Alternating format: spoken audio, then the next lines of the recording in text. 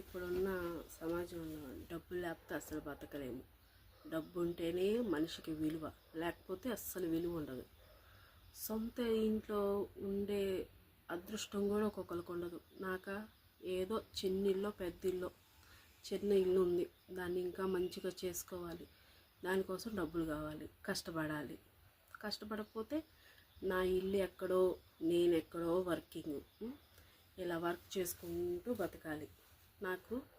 నాకేమో నా ఇంట్లో బతకాలని బాగా కోరిక. కాకపోతే అక్కడ ఏవి రావు డబ్బులు.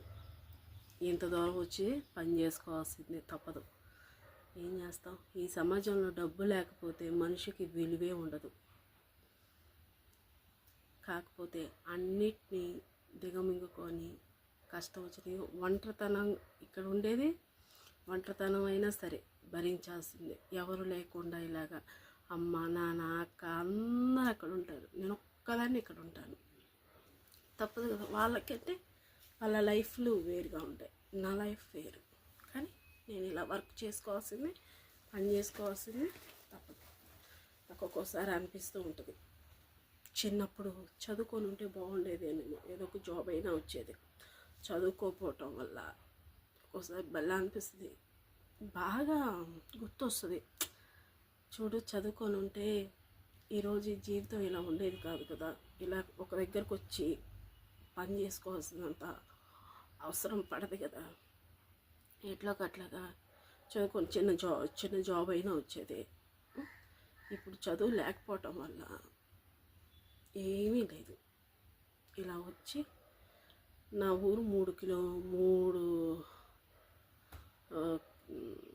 3 గంటల ప్రయాణం. అక్కడ నా ఇల్లు, ఇక్కడ నేను వచ్చి వర్కింగ్. తప్పదు, ఏం చేద్దాం.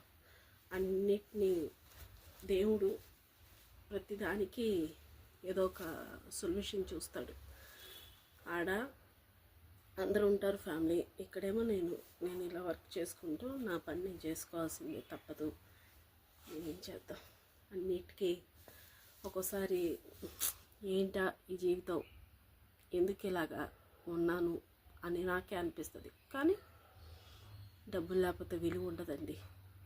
ఖచ్చితంగా మనకు అవమానం వచ్చినా, కష్టం వచ్చినా, బాధ వచ్చినా, ఏదొచ్చినా మనమే ధైర్యం చెప్పుకొని ముందుకు సాగిపోవాలి.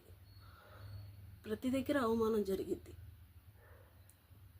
జరిగినంత మాత్రాన మనం పట్టించుకోకూడదు. ఒకప్పుడు నేనైతే ఇంత చిన్న మాట అన్నా సరే నాకు చాలా కోపం వచ్చేది, రియాక్షన్ అయిపోయేదని.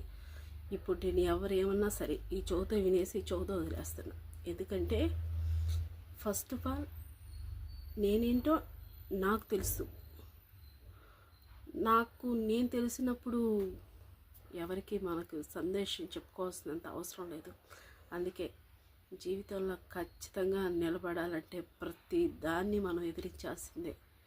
అది ఒక్కోసారి సొంత ఇంట్లో ఉండకపోవచ్చు, వేరే చాట మనం వర్క్ చేయొచ్చు, ఎక్కడైనా మనం చేయొచ్చు. కానీ మనం ఏంటో మనకు తెలిసినప్పుడు ఎంత దూరం అయినా సరే ఒంటరిగానే ప్రయాణించాలి.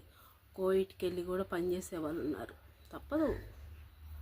క్లీనింగ్ అయినా, వంట అయినా, ఏదైనా సరే తప్పదు, చేసుకోవాల్సిందే. చదువుకోనప్పుడు మరి ఏం చేస్తాం. అందుకే జాగ్రత్త. ప్రతి ఒక్కళ్ళు తల్లిదండ్రులు చదివిస్తుంటే ఖచ్చితంగా చదువుకోండి. నిర్లక్ష్యం మాత్రం చేయమాకండి. టీవీలు చూడొద్దు, సెల్లులు చూడొద్దు. చూసారంటే మీ జీవితం ఇంతే అయిపోతుంది. చూసారా, ఇప్పుడు మేము చదువులేక మేము ఎంత సఫర్ అయిపోతున్నామో, మీరు అయితే అలా చేయమాకండి. మీ పెద్దవాళ్ళు చెప్పేది ఖచ్చితంగా వినండి, చదువుకోండి. మా తల్లిదండ్రులు కూడా పాపం కష్టపడి చదివించారు, కానీ మా బుర్రకే చదువు ఎక్కలా. ఇప్పుడు బాధపడుతున్నాం, ఎందుకు చదువుకోలేదా అని. చదువుకొని ఉంటే బాగుండేదేమో, ఈరోజు ఈ పరిస్థితి వచ్చేది కాదేమో అని బాగా అనిపిస్తుంది. నిజమే కదా. అందుకే ఎవరైనా సరే చక్కగా చదువుకోండి, హ్యాపీగా తల్లిదండ్రులు చెప్పేది విని మంచిగా చదువుకోండి. ఓకేనా? ఏదో నాకు చెప్పాలనిపించింది, నేను చెప్పాను. వినకపోవటం అది మీ ఇష్టం. ఓకేనా? ఎవరిని ఇది చేయాలని కాదు. ఏంటో ఈరోజు నాకు మీ అందరితో మాట్లాడాలనిపించింది. ఓకేనా?